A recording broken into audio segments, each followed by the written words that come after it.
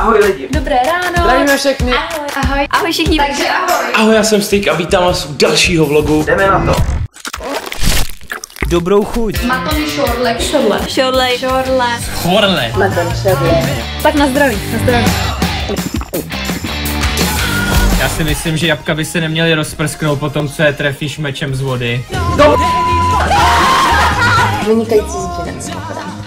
Tak to my nikdo nevíme, protože nám nebylo 18, je? Alkohol je zlá. Tahle matonka šorle je jediný sladký pití, který doma máme. Která je napůl minerálka a napůl jablečná šťáva. Chutná to jako normálně naředěný mouž. Takže je to takový jako jemný, že to není až tak sladký. Protože je to hrozně dobrý. Tak je to dobrý. A jo, dobrý je to. A je to hrozně dobrý, že to teda hrozně chutná, tak mám toho kam to taky bude chutnat.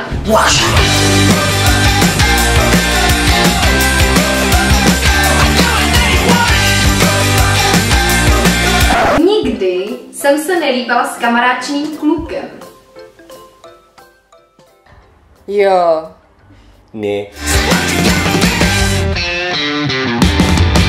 To je dobrý s tím, jo.